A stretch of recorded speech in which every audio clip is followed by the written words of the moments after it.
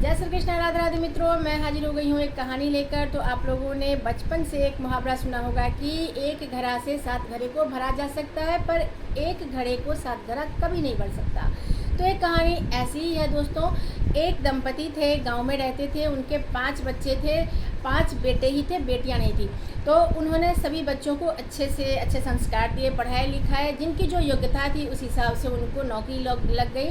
बड़े बेटे की सरकारी नौकरी लग गई। बड़े बेटे शादी के योग्य हो गया। तो उनकी माँ ने सोचा कि अब अपनी जिम्मेदारियों से मुक्त हुआ जाए और बेटों की शादी करना शुरू कर दिया उन्होंने। तो सबसे पहले बड़े बेटे की शादी की, उसके बाद बहू आई। कुछ दिन घर में ठीक ठाक से रही। फिर उसने सोचा कि मेरे पति की तो सरकारी नौकरी है, मैं क्यों इन देवों के बीच इतने बच्चों को लेकर इतना खाना बनाऊं, काम करूं घर में। कलह कलेश उसने शुरू कर दिया। अपने पति के साथ जो है सो वो शहर चली गई। इसी प्रकार से उनके 4 में से जो है इधर 3 बेटे और सबसे छोटा बेटा जो है वो सभी जो है अपने अपने बीवियों को लेकर शहर चले जाते हैं दोस्तों।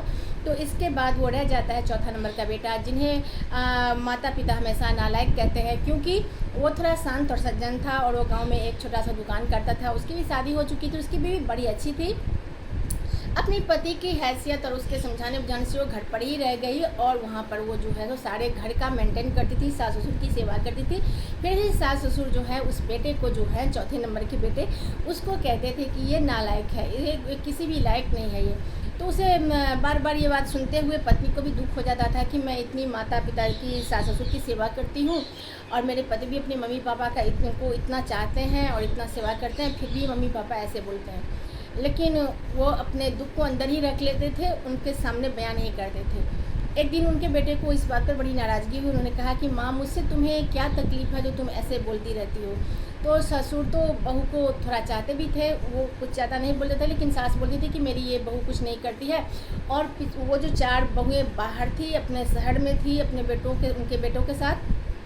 तो उन सभी का फ़ोन आता जाता रहता, सबको इनकी बुराई कहते रहते थे। ये घर पे रहता है, छोटा सा दुकान करता है, थोड़ा पैसा कमाता है, इसके पास कुछ नहीं है, दिमाग नहीं है, ऐसा है वैसा है। बहू को बोलती थी इतना इतना खाती है, गरीब घर की है, थोड़ा भी इसको नॉलेज नहीं है, कैसे खाना बनाती है। मतलब उसकी बुराई, हर तरह से उसकी बुराई करती रहती थी। यह सुनकर बहू को बहुत दुख होता था। एक दिन ऐसा आया कि माताजी जो है वो समय धीरे धीरे ऐसे ही गुजरता रहा और बेटे बहू माता पिता की सेवा करते हुए अपने 2 बच्चों का पालन पोषण करते हुए वो अब समय गुजार रहे थे।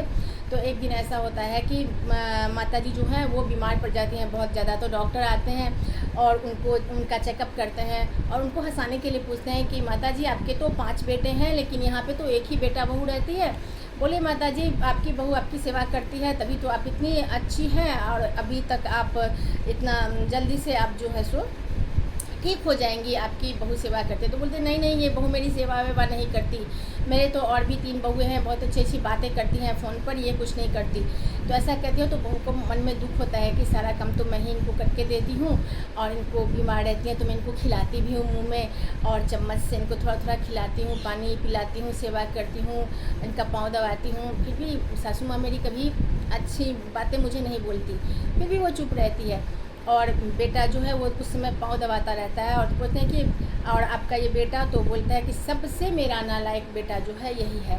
तो डॉक्टर साहब पूछते हैं कि ऐसा क्यों कहती हैं आप, क्योंकि आपके पास तो यही रहता है, कोई पैसे से तो ऐसा नहीं है कि कोई लायक या नालायक हो जाए। सज्जन बेटा है आपका, शांत है और सभी जानते हैं कि ये सब बहुत शांत लड़का है। पिताजी भी उसको बोलते हैं कि ये ऐसे ही बोलती है, बूढ़ी हो गई है तो ये जो है सो सठिया गई है मेरी पत्नी, इसीलिए मेरे बेटे बहू को ऐसा बोलती रहती है।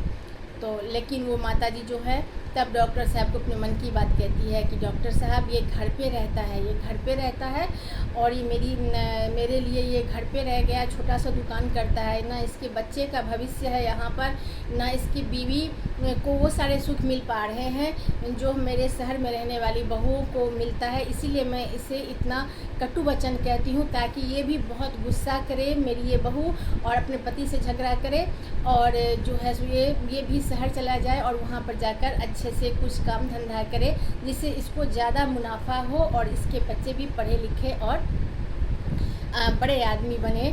और क्योंकि सबसे मैं इसीलिए मैं इसे नालायक बोलती हूँ, क्योंकि ये जो है अपने बारे में कभी नहीं सोचता। क्योंकि हमेशा जो है ये हम लोगों के लिए जो है, हम दोनों के लिए जो है सो अपना ज़िंदगी जो है सो बर्बाद कर लिया। क्योंकि वो चारों भाई जो हैं वो सब अपने आप में बहुत खुश हैं, बहुत आगे निकल चुके हैं, क्योंकि उन्होंने मुझे नहीं देखा।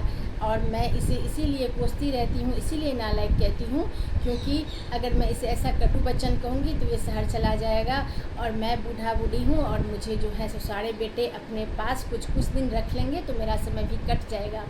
तो दोस्तों, माँ जो होती हैं वो बड़ी ही उनके कहते हैं ना कि माँ का गाली भी आशीर्वाद होता है। तो ये बात भी सत्य है कि माँ आपकी जो निंदा भी करती है तो उसमें भी उसका प्यार छुपा होता है, उसका बहुत बड़ा जो है उसका मन की बात वो इस प्रकार से कहती हैं। तो वो जो है सो आपको अगर कुछ कटु वचन भी कह दे तो उसको बुरा मत मानिएगा, उसके अंदर के अभिप्राय को समझने की कोशिश कीजिएगा। तो मित्रों, कैसा लगा मेरा ये कहानी आप लोग कमेंट जरूर कीजिएगा और वीडियो को लाइक जरूर कीजिएगा। जय श्री कृष्ण, राधे राधे।